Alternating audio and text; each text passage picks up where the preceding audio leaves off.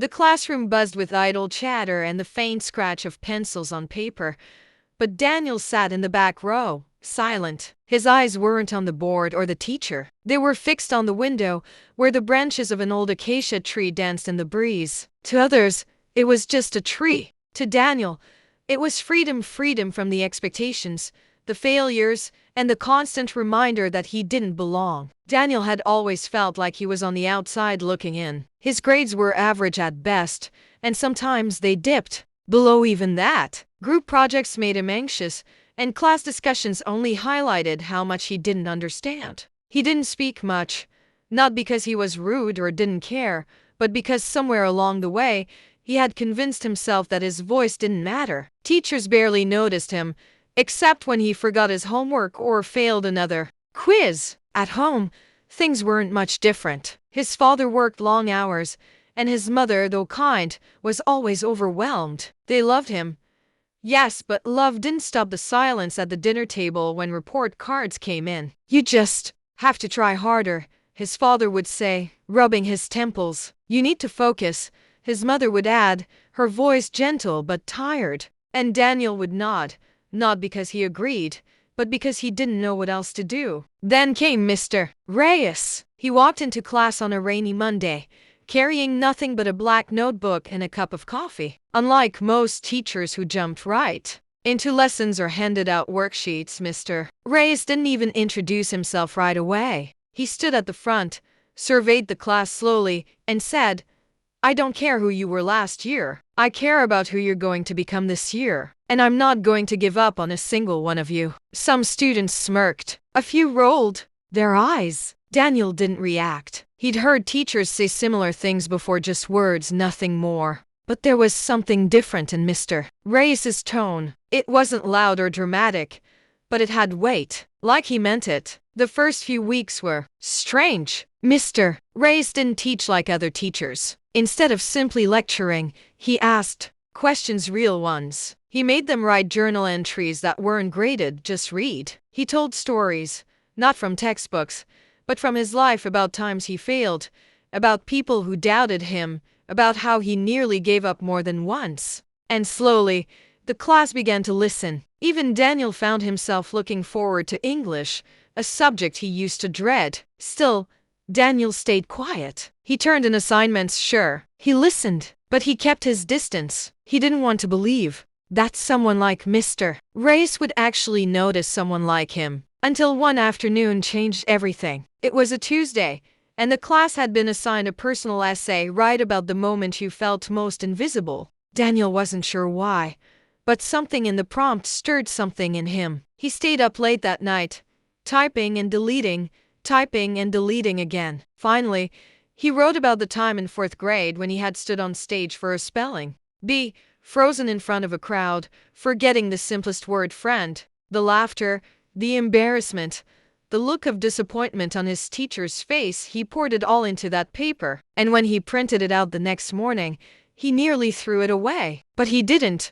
2 days later, Mr. Reyes handed back the essays. Some were marked with check marks, others with scribbled comments. But when Daniel's paper landed on his desk, he noticed something different. No grade, just a sticky note. "See me after class." Daniel's heart dropped. Had he written something wrong? Had he offended someone? Panic set in. The rest of the day passed in a blur. After the bell rang and the other students filed out, Daniel slowly approached Mr. Reyes's desk. The teacher looked up and smiled, not the fake, forced kind Daniel was used to, but something gentler. "I read your essay, Mr. Reyes said, folding his hands. It hit me hard." Daniel stared, unsure what to say. "You wrote about something real, something painful." Most people wouldn't be brave enough to admit that. But she did. Daniel shifted on his feet. "It was just an assignment." Mr. Reyes shook his head. "No, it was more than that. That was honesty. And you know what? That's the foundation of every great writer." Daniel blinked. "But I'm not a writer." "Not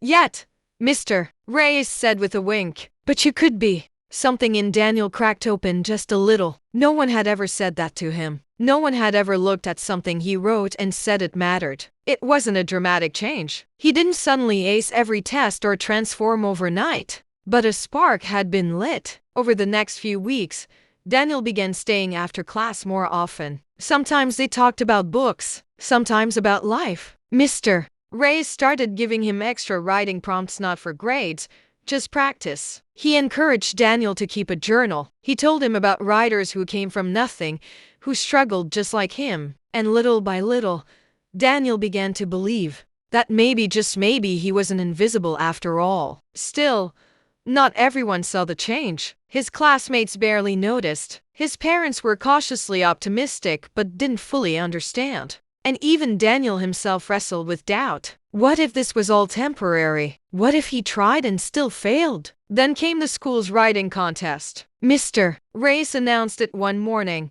handing out flyers. "You don't have to enter," he said, "but I'd love it if you did." Daniel hesitated. He wanted to, badly, but fear crept in again. "What if I lose?" he asked Mr. Reyes after class. "Then you learn," Mr. Reyes replied without hesitation. "But what if you win?" Daniel stared at the blank page for hours that weekend. Then he remembered the essay, the one about the spelling bee, the one that Mr. Reyes had called honest. He decided to expand it, dig deeper. He wrote about how that moment had shaped him, made him afraid to speak, afraid to try. And he ended it with something Mr. Reyes had once told him: "Sometimes the people who seem invisible just need someone to remind them they exist." He submitted it the next day. Weeks passed. Daniel tried not to think about it. When the winners were finally announced, he wasn't even paying attention. Then someone tapped him on the shoulder. "Dude, you won," a classmate whispered. Daniel froze. "What? You won first place? Your essay?" Mr. Reyes was grinning from ear to ear at the front of the room. "Ladies and gentlemen, let's give it up for Daniel, our school's top writer." The class clapped. Some cheered. For once, Daniel wasn't in the background. He was seen. That night, he brought the certificate home and showed his parents. His father stared at it in disbelief, then clapped him on the back. "Proud of you, son." His mother teared up. "I always knew you had something special." But the best moment came the next day when Mr. Reyes pulled him aside. "You see, Daniel," he said softly, "I didn't change your life. I just pointed you to the door. You walked through it." Daniel didn't say anything. He couldn't. But something inside him felt lighter. He realized he had been waiting for permission his whole life to try, to fail, to grow. And one teacher had finally given it to him. Yet this was only the beginning. From that moment on, something shifted in Daniel. He still faced challenges, plenty of them. There were days when self-doubt crept in, when old voices whispered that he wasn't good enough, that he'd just gotten lucky. But now, those voices had competition. They were met with new ones.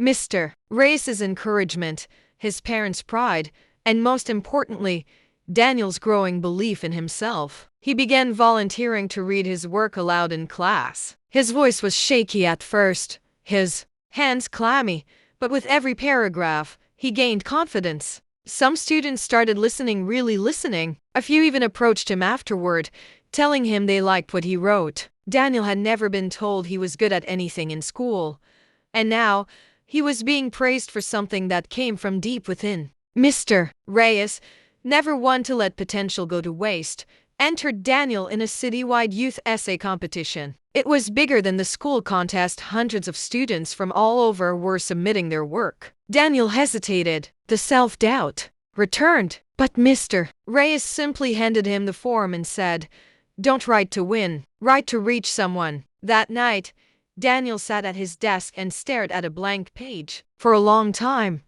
nothing came. Then he thought of his younger self, the boy who stared out of classroom windows, convinced he'd never be good enough. He wrote to him. He poured out every feeling, every fear, every moment of pain and confusion. And then he told him everything he'd learned since. When he submitted the piece, he didn't expect much. He had learned by now that growth wasn't measured only by trophies or recognition. Just writing the essay had been a victory. Weeks later, though, the email came. He'd placed second. Not first, but it didn't matter. His piece would be published in a youth magazine, and he was invited to speak at a school board event for student voices. The day of the event, Daniel stood backstage, holding a printed copy of his speech. The auditorium was full: teachers, principals, students, parents. He could feel his knees shake. But then, from the audience, he spotted Mr. Reyes giving him a thumbs up. And just like that, Daniel took a deep breath and stepped up to the microphone. He began slowly. His voice trembled at